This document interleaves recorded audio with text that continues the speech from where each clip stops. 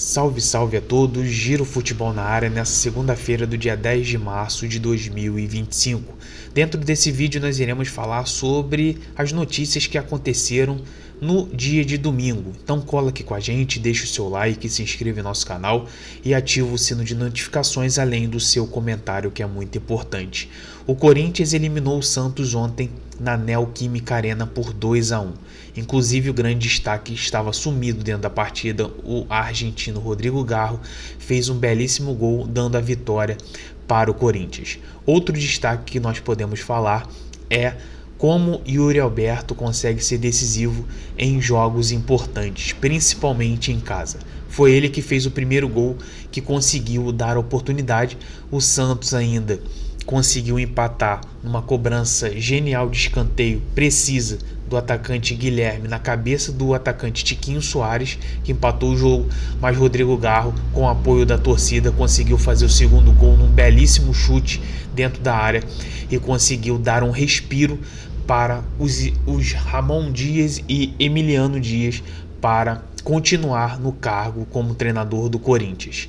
Agora, falar sobre o Santos, a grande decepção foi a não utilização de Neymar dentro do jogo, até porque ele houve um desconforto na quinta-feira e se agravou mais ainda para o jogo contra o Corinthians. Inclusive se colocava-se uma grande expectativa e uma grande rivalidade entre ele e o Memphis Depay por conta ali de algumas situações, por mais que eles são amigos fora de campo, mas existia aquela rivalidade sadia dentro das redes sociais a respeito que o Santos estava torcendo, e o próprio Neymar declarou isso no draft da Kings League, que gostaria de pegar o Corinthians na semifinal, mas quando isso aconteceu, eles não estavam aptos, e isso aí ficou muito claro que deixou o Santos na mão. Por mais que o Santos conseguiu competir, mas sem o Neymar se torna um time básico como foi o ano passado ou até mesmo no início da temporada sem o Neymar. O Neymar, mesmo ele não tendo a parte física,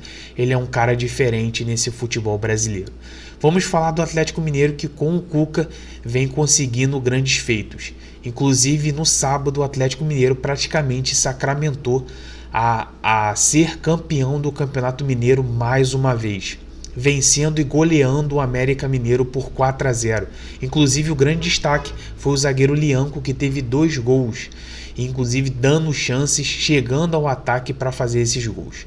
Cuca vem conseguindo rodar bastante esse elenco, e muito por conta das contratações que o Atlético foram precisas. Rony, Coelho, entre outras condições, dando mais oportunidades para Gustavo Scarpa se jogar aonde ele sente mais confortável.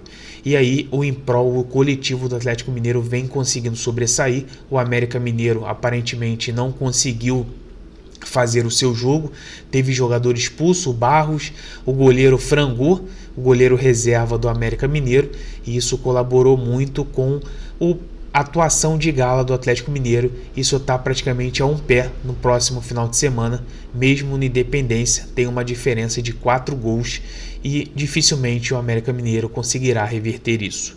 Antes disso, de falar do Fluminense, deixe o seu like e principalmente deixe o seu comentário, que é muito importante a sua opinião. O Fluminense cumpriu tabela ontem no Raulino de Oliveira. Após ter vencido no primeiro jogo por 4-0, o Fluminense enfrentou o Volta Redonda ontem no Raulino de Oliveira e simplesmente empatou em 0-0. Mano Menezes aproveitou esse jogo para dar ritmo a outros jogadores, como o atacante Everaldo, que tinha sido contratado recentemente pelo Bahia. John Arias conseguiu ser titular, mas mesmo assim, muito por conta da questão de ter sido já resolvido no primeiro tempo, o Fluminense que jogou conforme o resultado. O Volta Redonda havia recebido uma motivação a mais antes do jogo a respeito de um bicho aí para ganhar do Fluminense, mas realmente o Volta Redonda ainda falta parte técnica dentro desse time, e isso é preocupante, até porque o Volta Redonda vai disputar a Série B e o Volta Redonda precisa sim de qualificação de jogadores da parte técnica para não sofrer no Campeonato Brasileiro da Série B. Vamos falar agora sobre outro clube que conseguiu vencer e chegar à final do campeonato estadual, que é o Bahia. O Bahia venceu ontem por 5-0, muito por conta de alguns jogadores não terem recebido oportunidade no meio de semana e até mesmo pensando no jogo de quarta-feira ou no meio de semana a respeito contra o Boston River, a classificação que o Bahia precisa vencer em casa, Rogério Ceni vem dando mesclada a respeito de alguns jogadores. E o grande destaque deles, um deles foi o Santiago Arias, lateral direito, que não vem recebendo oportunidade na Libertadores, mas no Campeonato Estadual, inclusive com gols, ajudou o Bahia a vencer. Fato inédito foi um jogador do Jacuipense dando um peteleco na orelha do Rodrigo Nestor, e ele caiu, simulou praticamente ali uma agressão.